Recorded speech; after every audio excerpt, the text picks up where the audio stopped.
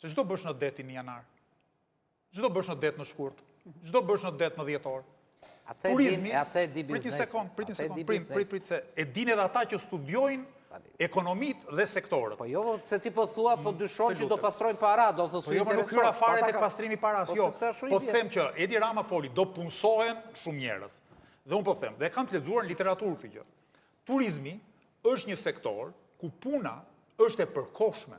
Spaku turizmi bregdetar, se nuk lahesh dot në det në të gjithë vitin. Nuk është se po investon në një fabrik që do prodhoj elemente një makine. Edhe patjetër, po të investosh në atë fabrik, ku ma gjen? Kam duket një investim para ca viteve në mos gabojnë Fier, prodhon, është një investim koreano-jugor, prodhon timona për makina. Ku ma gjen? Ku ma gjen? Sepse ka investim, kualifikohet forca punëtore, merr pag dhe punon gjatë gjithë vitit. Ndërkohë që turizmi ka një problem, edhe në rastin se ka punësim, punësimi është i përkohshëm, punësimi është shpeshherë pa të drejta. Po përmbi këto, është shumë e rëndësishme se a respektohet ligji dhe a të bëhet transparent. Se ti nuk mund të thuash që mes që nëse njëri hedh para, ai mund të fshijë çdo kënd që ka një pretendim legjitim pronësie. Me që studioj, Beti, edhe mënyrën si kanë menduar politikisht njerëzit në shekujt e kaluar, mund të them që nga shekulli i 17, fjala ka qenë një teori mjaft popullore.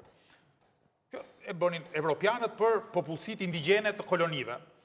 Se donin të justifikonin plaçkitin e tyre. E thoshe, si ta justifikoj unë tani që shkoj në këtë kontinentin e ri dhe u marr indigjenëve tokën.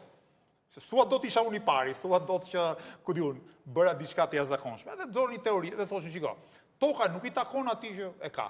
Toka i takon atij që e përdor më mirë. Pra, nëse ka një fshatar i vogël, tokën zvërnet, edhe ai do e punoj me atë vogëlsinë e vet, me atë kreativitetin e vet, do nxjerr ato pak të ardhura. Nuk ka rëndësi fare, po doli një i madh, ti nuk ka rëndësi e drejta pronës. Pra, se kjo është ironikja. Ne na shajmë për komunist, edhe ata që veprojnë në këtë mënyrë janë armiqt më të mëdhenj të pronës private. Po cilës pronë private? Pronës private që ka shumica dërmuese e popullsisë, pa pronës private të vogël, se prona oligarkut që e ka ndërtuar përmes abuzimeve, vjedhjeve, korruptimit të funksionarëve shtetërorë, shumë çka e tjetër. Ajo as taksohet. Imagjino.